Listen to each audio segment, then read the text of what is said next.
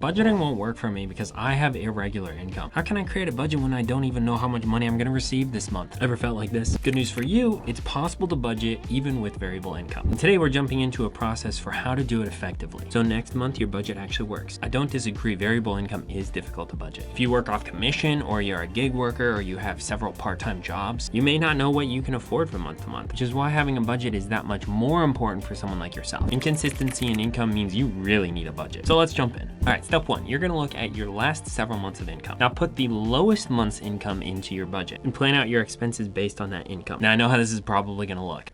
There's not enough money to handle my chocolate milk addiction this month. And there's probably not. It is a demanding addiction. But chances are if you're budgeting with the lowest monthly income that you've received recently, you'll actually have more money come in during the month than what you're budgeting. Adding more money into the budget later in the month is much nicer than having to cut back because you budgeted too much income from day one. My wife Bailey and I have set up our monthly budget this way a ton of times and still do to this day. My hours have been a bit inconsistent because of overtime that's required at work. I'll always get 40 hours a week, but sometimes it can get up to 50, 55 hours a week. So since I get paid weekly, then I always start the budget with 4 40-hour paychecks to begin the month. Then as I get paid each week, I either get paid for 40 hours of work, which is exactly what I planned for, or I get paid more than that. Then all I have to do is change that week's paycheck to the higher amount and distribute the extra funds to other expenses. Which brings me to step 2. Start with the absolute necessary expenses when budgeting out your lowest expected income. I like this method of budgeting out your lowest expected income because I think this is a healthy exercise for determining what expenses are absolute musts, especially since you have a limited amount of income to budget. Now, when you budget your irregular income, start with your 4 walls, which is something that Ramsey Solutions recommends for covering your necessities. Number 1, food. You need food no matter what, so ensure that you're able to eat when you put your budget together. But don't throw restaurants in there because the restaurants don't really qualify within the 4 walls. And use some strategies to help minimize the amount of money that you'll spend on food. Make a plan before you go to the grocery store and then you're less likely to break down for Cocoa Puffs. Speaking from personal experience. Number 2, utilities. Keep the lights on, the water running, the furnace heating, unless of course it's summer. Something that Bailey and I do is budget out the max amount that we're expecting a utility bill to be,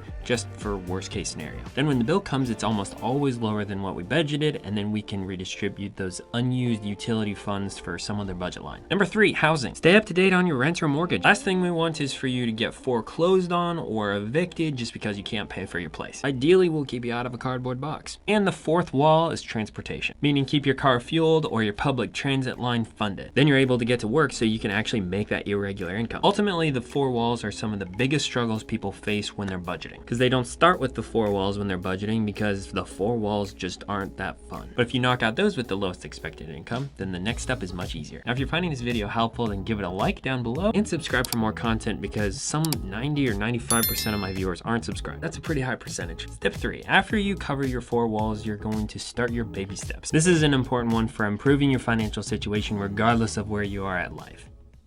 In life. The baby steps are Ramsey Solutions' process for handling money. Baby step 1, save a starter $1,000 emergency fund. Baby step 2, pay off all your consumer debt by paying minimums on everything, while you pay off your smallest debt first and build momentum towards paying off your biggest debt. Baby step 3, build a full 3 to 6 month emergency fund of expenses, and save for a home down payment if you don't already have a home and want one. Baby step 4, 5, and 6 happen simultaneously. Baby step 4 is save 15% of your income in a tax advantage retirement account like a 401k or an IRA. Baby step 5 is save for kids' college if that's a goal of yours, and if you have kids, kind of a qualifier for baby step 5. Baby step 6 is pay off the home early. And baby step 7, live and give generously. I recommend to my viewers to use the baby steps because it is a very simple and straightforward process for actually improving your finances. Now, you may not like the process of budgeting irregular income, which is why I have a couple more options to make this easier. The first is this: if you have enough money saved up, you can actually budget a month ahead or month behind, depending on how you look at it. So let's say you made $3,870 in irregular income last month. Instead of budgeting out the money that you expect to receive this month, you can actually budget out the $3,870 that you made last month. Now let's say you made $3,950 in irregular income this month. You can actually budget out that $3,950 for next month's expenses. I've heard this done by a few people on YouTube, and I really like the idea because it makes irregular income seem a little more regular and easier to budget. The second is this: if you know what your necessary expenses are, you you can actually set up multiple bank accounts to keep your income split. Then you can have a separate account for only bills. Then if you're a natural spender, it'll actually help keep your money for necessities separate from the money for wants. All you have to do is fund the bank account for your bills first. Then everything else is paid for by your secondary spending account. Regardless, I'm gonna encourage you to use the baby steps because they'll help guide you step by step into a more stress-free financial situation. If you end up having a really rough time making ends meet during the skinny months, consider 2 supplementary income plans. First one needs to be planned more in advance. In addition to having an emergency fund saved for emergencies, consider having a secondary fund to help supplement your expenses when you have less work. A friend of mine from church actually owns his own painting business. He's crazy busy during the summer with everyone wanting their houses, decks, and fences painted. The cold months tend to be quite a bit slower, which is why he saves up extra during the summer to ensure that his family can pay for their necessary expenses when the winter hits. It's a nice way to supplement his slower season. The second option for supplementing income is finding a side gig to help when you really need it. Maybe that means Uber, Lyft, Shipt, or Instacart. Maybe you can make some crazy soap carvings to sell on Etsy. Whatever it is, it's nice to have some backup plans to help cover your expenses if it comes down to it. See, variable income isn't that bad. You can budget even with the inconsistency in cash flow. If you want to see some great budgeting apps for starting your variable income budget,